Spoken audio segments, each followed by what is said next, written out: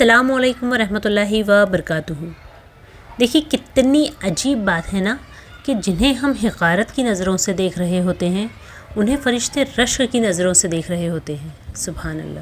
کبھی کبھی ایسے ہوتا ہے کہ ہم کسی بندے کو اس کے گناہ کی وجہ سے زندگی بھر اسے جج کرتے رہتے ہیں اور اسے ایسی نظروں سے دیکھ رہے ہوتے ہیں جیسے اس سے بڑا گنہگار اور ہم سے بڑا پارسا دنیا میں کوئی نہیں۔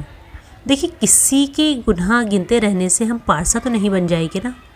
اور کتنی عجیب بات ہے کہ ہم زندگی بھر لوگوں کو ان کے ان گناہوں کے تانے دیتے رہتے ہیں جس کے لیے شاید اللہ نے انہیں معاف بھی کر دیا ہو ان کی سچی توبہ کی وجہ سے، اور کہیں ایسا نہ ہو کہ تانا دینے کی وجہ سے ہماری پکڑ ہو جائے اور اس گنہگار کو معاف کر دیا جائے جنہیں ہم تانے دیتے تھے گنہگار ہونے کے، ہے نا؟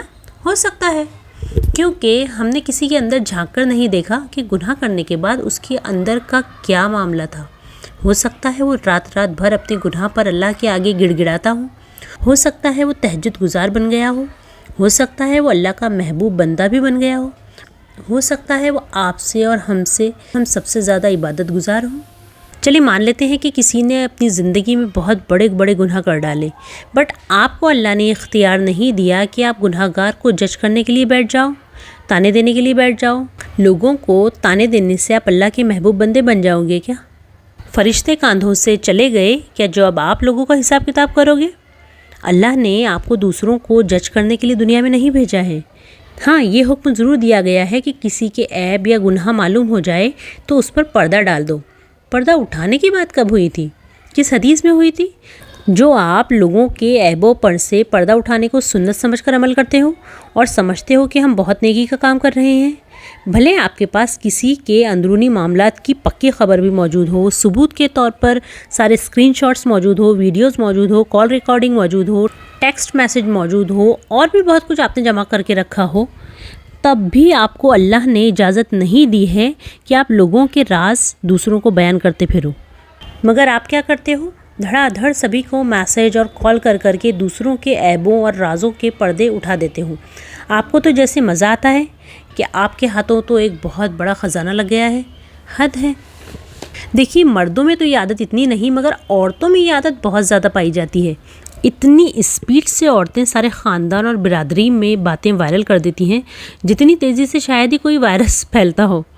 دیکھیے اگر کسی میں کوئی برائی ہے، عیب ہے، اس کا کوئی سیکرٹ میٹر آپ کے ہاتھ لگ گیا ہو تو آپ کا فرض کیا بنتا ہے؟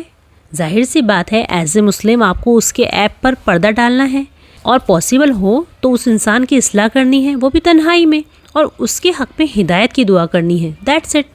اس کے علاوہ کسی کے راز اور عیب اور گناہ وائرل کرنے سے نہ اس کو فائدہ ہے اور نہ ہی آپ کو، بلکہ آپ کو تو گناہ ملے گا کیونکہ آپ نے سنت کے خلاف اور شریعت کے خلاف کام کیا ہے، اور آپ کوئی فرشتہ تھوڑی ہو جو تمام عیبوں اور گناہوں سے پاک ہو۔ آپ بھی انسان ہو، آپ میں بھی ہزار عیب ہیں، آپ نے بھی کئی گناہ کیے ہوں گے، بس فرق اتنا ہے کہ آپ کے گناہ آف اسکرین ہیں۔ اگر اللہ نے ہمارے عیبوں اور گناہوں پر پردہ ڈال رکھا ہے تو کیا یہ بات ہمیں زیب دیتی ہے کہ ہم دوسروں کی جاسوسی کرتے پھریں اور ان کے گناہ سب کے سامنے لائیں اور انہیں بے عزت کریں؟ دیکھیے اگر آپ دوسروں کے عیبوں پر پردہ ڈالو گے تو اللہ آپ کے عیبوں پر پردہ ڈالے گا، اور اس رول کو اور اس حدیث کو اپنے اوپر اپلائی کر لیں تو شاید آپ کبھی زندگی میں کسی کے بھی عیبوں اور گناہوں سے پردہ نہیں ہٹاؤ گے، بلکہ ان کے گناہوں پر پردہ ڈالو گے، ان کی اصلاح کرو گے اور ان کے حق میں دعائیں کرو گے۔